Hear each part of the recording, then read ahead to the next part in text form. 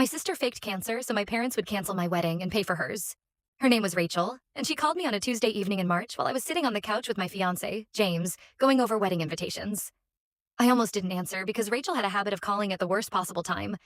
But when I picked up, the first thing she said was, "I need you." She was crying so hard I could barely understand her. She said doctors had found something, that it was serious, and that the word cancer had already been mentioned. I drove to her apartment that night.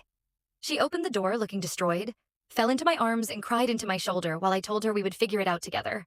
I told her she wasn't alone. I told her nothing mattered more than getting her through this. And the entire time, she was lying to my face. Rachel was my older sister by 2 years. She had always been dramatic, but not in a way that seemed dangerous. If she was upset, the whole family knew. If she had a problem, somehow everyone around her had to help solve it.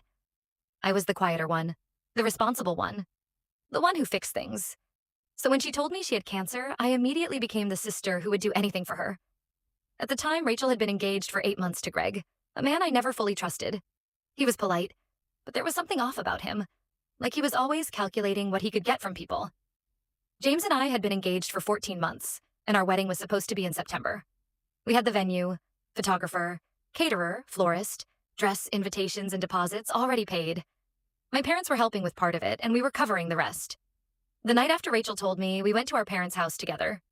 She cried again while telling them.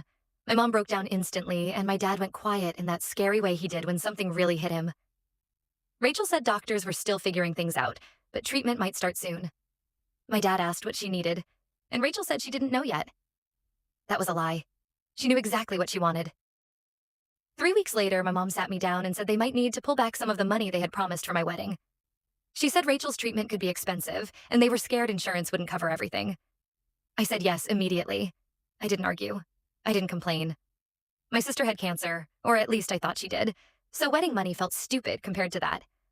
James and I changed everything. We gave up our original venue and lost part of the deposit. We moved the wedding from September to April. We cut the guest list, found a cheaper caterer, changed the flowers, and returned the veil I loved because it cost too much.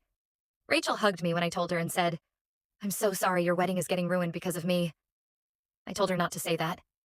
She smiled through tears and said, "You've always been better than me." I thought she meant kinder.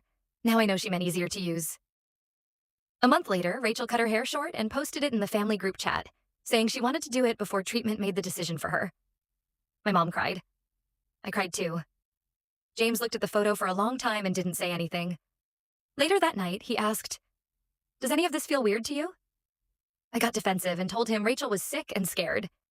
He dropped it, but I could tell he didn't believe her completely. The first crack happened at my parents' house on a Sunday. Rachel was sitting on the couch with a blanket over her lap, speaking in this soft, fragile voice she had started using. My mom asked how the appointment with Dr. Morrison went.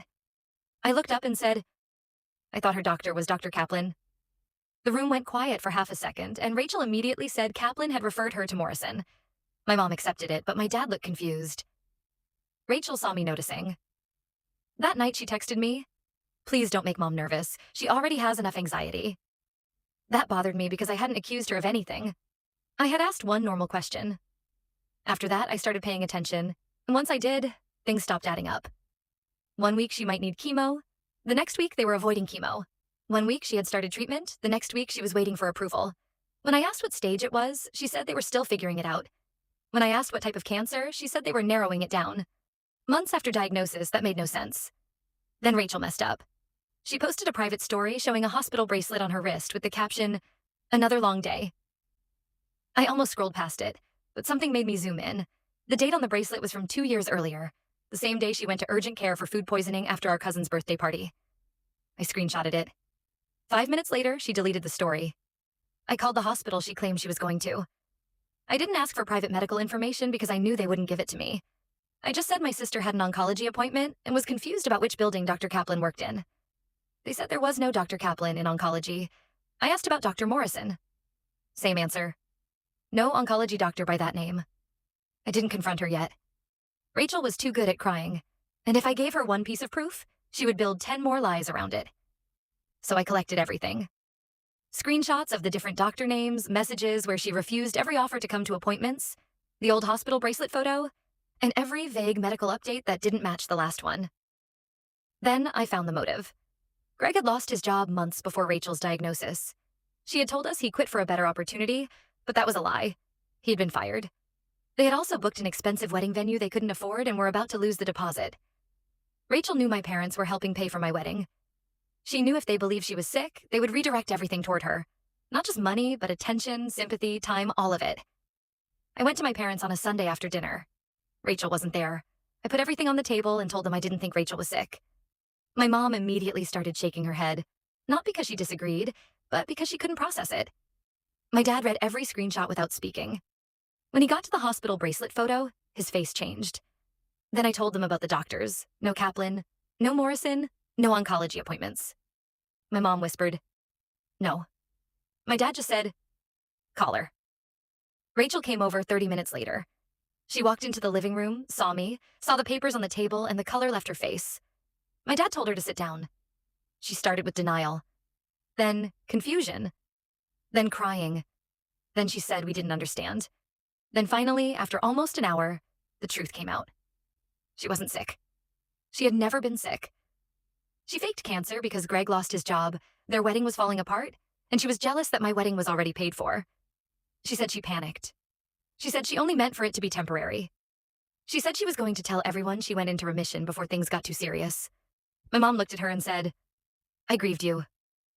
Rachel cried harder and said she was sorry. My mom said, "I lay awake at night thinking my daughter might die and you were never sick." My dad didn't yell. That somehow made it worse.